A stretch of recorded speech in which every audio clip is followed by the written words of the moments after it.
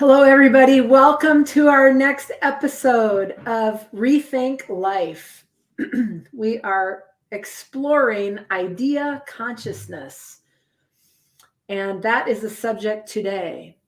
The God idea that you are being as thinking is not back of the thing that you believe you see with your eyes, nor is idea another name for the thing.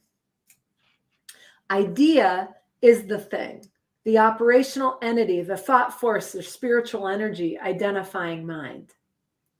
The God idea, you, as conscious experience, embraces all the actualities of infinite expression. Mind is the existence, life of the tree in one's front yard, which is misseen as a point in space located in the front yard. Idea is the tree. However, if you mistake the name human concept for the idea, you will naturally have no tree when it withers, dies, and must be cut down. In the vision or understanding and intelligence that mind supplies, the word or name is never mistaken for the idea. In the absence of beliefs or theories about what's going on, the tree is seen as the conscious experience of immutable, indestructible good, capital G. And all of that's taken from Margaret Laird's address called What is the Idea? Anything you want to add? Yeah, idea is really a thought engaged in understanding.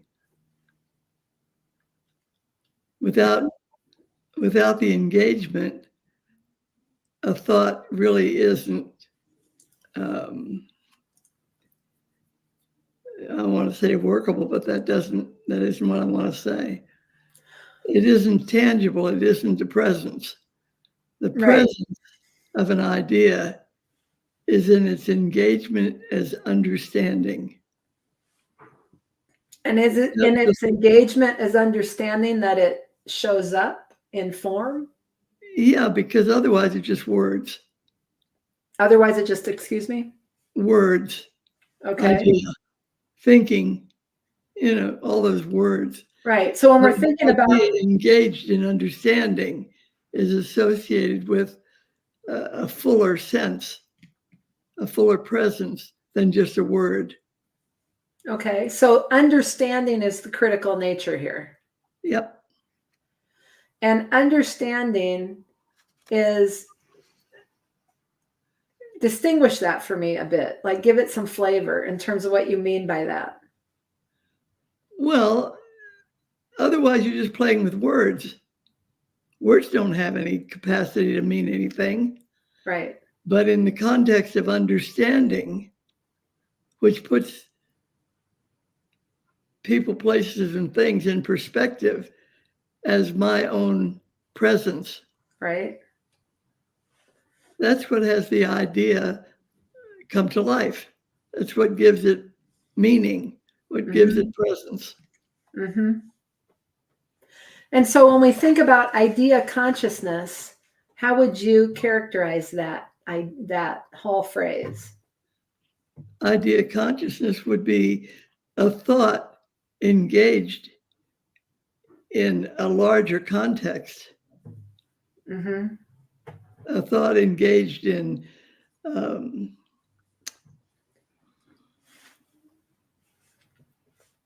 aliveness, engaged in functioning, engaged in presencing as more than a word.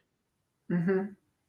It has meaning, it has impact, it has the ability to flavor, to color, to present, to be felt. Mm-hmm. So if somebody is idea conscious, what's that look like? What's the essence of that? To be idea conscious or living in idea consciousness. It's presenting the whole spectrum rather than just a word. Mm-hmm. Like, I don't know, you could take a color. I think right now purple is very popular. Mm-hmm. I can remember way back years ago when they said, when I am old, I will wear purple. Right. So an idea is the engagement in the whole thought process of that statement. It's more than just a word. Purple has a lot more related to it when you put it in the context Right. of an idea.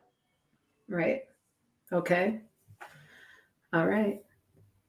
Now, I want to welcome everybody to our episode on idea consciousness. And if you have any questions as we go through this, just don't hesitate to put them in the comments. So type them into the comments. We would love to have them, see them, engage with them, anything like that. So here we go. What is the idea as a pamphlet or a talk given by, an address given by Margaret Laird? That's what we're using for today. So what is the idea? Page 27, Margaret Laird wrote, "We shall have peace on earth only as the individual lives his God as his conscious experience." Yeah. And when you play with these ideas and follow along with other things that Mrs. Laird has written, you recognize that Mrs. Eddy's statement, all is infinite mind, in the context of ideas, then everything that engages your thought with action, for instance, all of that is actually a God action. Mm-hmm. It's actually divine presencing. Sure. Yeah. Whether you see it that way or not. Yeah, that's exactly what's going on. Doesn't make any difference whether you see it. Right, exactly. Without that, it wouldn't exist at all. Sure. All right. In other words, a mind or God of his own. In other words, has a mind or God of his own. So I'll go back to the original statement was, we shall have peace on earth only as the individual lives his God as his conscious experience. In other words, has a mind or God of his own. That's right. Okay. Mary Baker Eddy on page 504, line 23 of Science and Health wrote it this way: "The rays of infinite truth, when gathered into the focus of ideas, brings light instantaneously." Yep. See, the rays of truth bring light. Mm-hmm. When gathered into the focus of ideas. That's right. And that's like ideas made, is that the same as ideas made manifest, like form follows function? Yep. It's ideas. Ideas really are the engagement with understanding in any framework.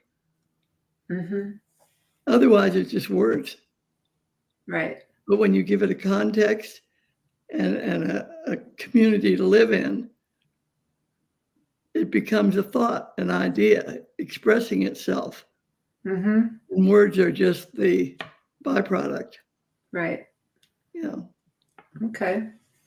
Material sense is nothing but a supposition of the absence of spirit. Now that's got a lot in there. So material sense, that means human concept, right? Personal sense is nothing but a supposition of the absence of spirit, or the absence, I could say the absence of the God idea.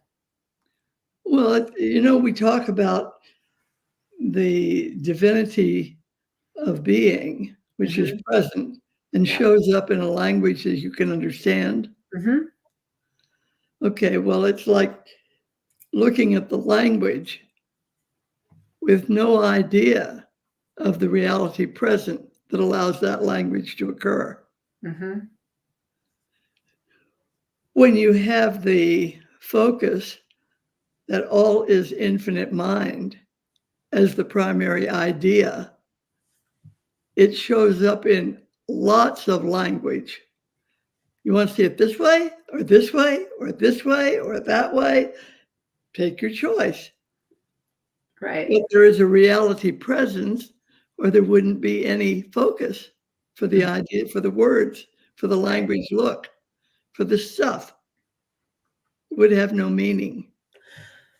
But if I say if we take this sentence, material sense is nothing but a supposition of the absence of spirit, it means I've got two things going on. I'm dealing with human concept as if that's the cause. You left out one important thing. Go ahead. It isn't that you have two things going on. It's that you believe there's more than one thing going on. Right. You don't ever have two things going on. Right. There's only one thing going on, no matter what. Yes.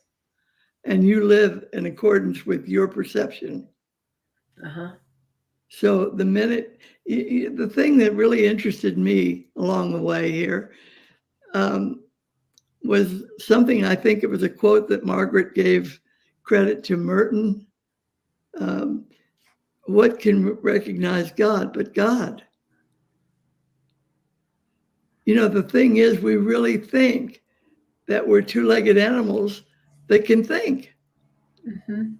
But the thinking going on, looking like a two-legged animal that thinks it can think, right, that presence is the God idea in action. And man is the action of the God idea. So the language shows up, but the language isn't it. Does that make sense? Okay. All right. And in your book, Mind is the Athlete, on page 140, you wrote, as areas of intuition and spirituality are opened up to inquiry, you will be discovering yourself at a whole new level beyond the accepted physical model of you that shows up in the mirror. Yep. You know, you'll get to the point where you can look in the mirror and say, that's just a piece. The rest of me is present, making a difference. Right. Right. Not dependent on the piece. Exactly. Yeah. That's helpful when you think the piece has to sit in a chair and not do anything for a while. Put it in the corner. Yeah. All right. Now, on What is the Idea, on page 28, Mrs. Laird wrote, conscious experience, mind, means one indivisible being. So it's all one being showing up, looking like many. Yeah, sure. Looking, infinite that's mind. infinity. Things showing up. Yeah. Yeah. And there's no limit. Right. And it's all, is that all idea consciousness? It's all idea. That's right. It wouldn't be there at all. That's right. And it's without idea, nothing exists. You know, that's your belief about it. And when you believe that, that's all you live with. I was just trying to live the world as we are. Right. I was just trying to play with this whole thing of idea consciousness, and it's conscious experience or mind means one indivisible being looking at like many. And I'm thinking, but that many are all idea. It's all idea coming to view. Is a human word for infinity. Right. Got that. One infinite presence is a constant movement. It's a constant newness, a constant now, and the other stuff is gone. Yeah. It's always a new moment. Every instant is a new beginning. Every day is the world made new, says Margaret. Right. But it's like every instant is a world made new. Right. It's never an old one fixed up. Right. That's why healing is a myth. Nothing exists more than the snap of a finger. It's always a new me, a new you, a new world, a new idea, a new presence. New, mm-hmm. Fresh, original, untarnished, unlimited. Right. Yep. So then anything that we would see as limiting has us be in the realm of personal sense. Yeah, only as long as you believe it.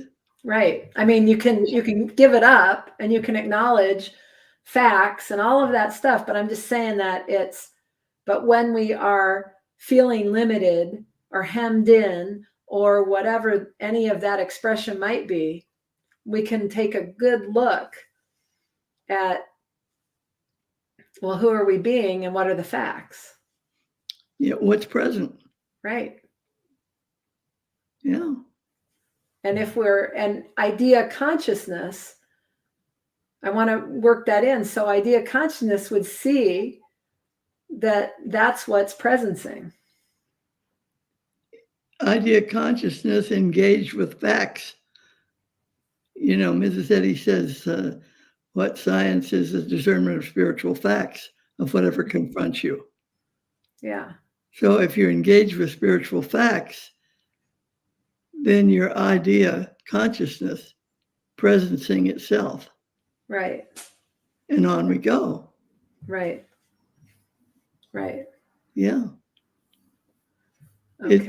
It's very important to be aware for yourself that idea consciousness is the presence you call yourself.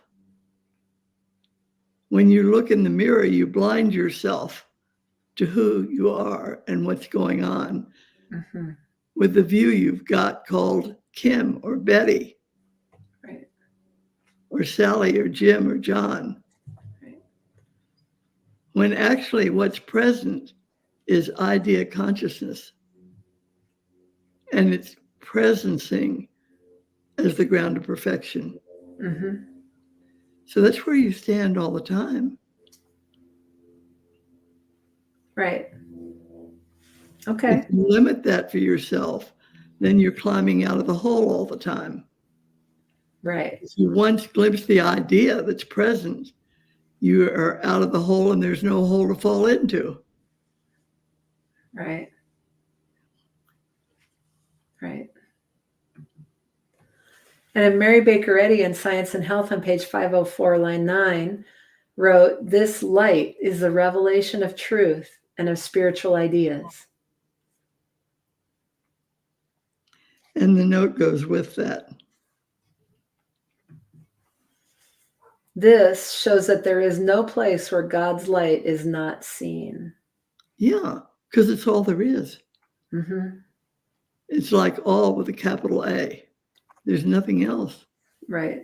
There's no room for anything else because all has no limit and there's no hole in it. Mm-hmm.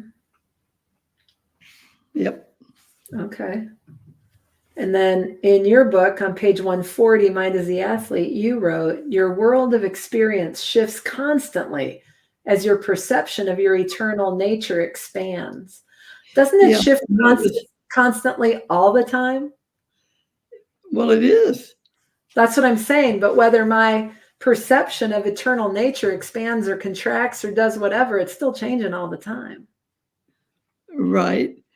But if you're locked into the mirror image that you see when you look in the mirror, Right. you're absolutely oblivious to the idea that you just expressed. Okay. You don't even know that you've cut yourself off at the knees. Right. You just keep wondering why you're stumbling around this way. Right. Why me, oh Lord? Yeah, we really do get limited and locked into the attachment we have to this human experience called ourselves. You know, if I just for a moment see that that is a picture, Mm-hmm. and who cares what the picture looks like? You know, I got to playing with that idea when I was listening to Mrs. Laird, one of her lectures, and she says, I don't know why Mrs. Eddy said that, and I really don't care. She said, what are those words saying to me? There's nothing else going on. Right. So it's my being of myself that looks like this wonderful idea to explore. So on we go. Right. But if I stop and say, no, I can't do that because she wrote it this way, and that's the only way it can be looked at. Do you know? Ideas are not personal. They are as free as the air. They don't belong to anybody. The world of ideas is not a world of license, not a world of patents, not a world of authorship, not a world of limitation in any direction. It's whole, it's complete, it's fulfilling, it's unlimited in any direction of thought or action. It's the identifying language saying I consciously am. On we go. Mm-hmm. Yep. All right. And on page 28, Margaret Laird wrote, your perception, your love, your enlightenment, you is your reception, your demonstration. Yes, that's all I ever have. Right. I just have myself, period. And it looks like a world because allness doesn't leave anything out. You know, it's my lamp, my computer, my world, my family, my job, my everything, my universe, my stars, my spaceship, right, my election coming up. You know, it's all one thing going on, and it's me living myself in full expression of what it is to be whole and complete and free and joyous. Right. Idea consciousness. Yeah. Yeah. And in Science and Health, Mary Baker Eddy wrote, the divine mind creates all identities, and they are forms of mind, the ideas of spirit apparent only as mind. Yep. That's another way to say stuff. Sorry? And we think they're apparent as stuff. Right. We think they're people, places, and things. It says right here, they're forms of mind apparent only as mind. Right. So mind is always a self-view. Yes. There's nothing going on outside of the self, capital S. Yeah. Mind. Yep. All right. And in your book, Mind is the Athlete, you wrote the idea of the absolute spiritual reality. Okay. The idea of the absolute spiritual reality, whole, complete, constituting all existence, both actual and seeming, is universal in scope and application. Yep. That's just what we were talking about a minute ago. Right. There isn't any outside of that. There isn't any beyond that. There isn't any excluding or including. There's just nothing else. Right. The concept of include or exclude doesn't exist. Mm-hmm. When you have one thing going on, whole, complete, perfect, that's it. There's nothing else. Nowhere to go, nothing to do, nothing to be. It already is established. So on we go. Yeah. So what is the thing you want to leave people with around idea consciousness, kind of to sum it all up? I guess it would be that a thought engaged in understanding is unlimited idea consciousness,